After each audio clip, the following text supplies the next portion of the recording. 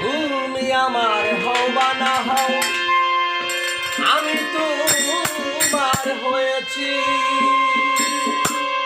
আমার ঘর বজৈব তোমার জন্য।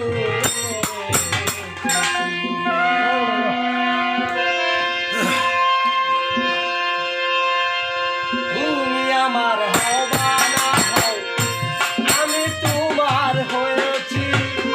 আমার ঘর বজৈব তোমার জন্ম রূপে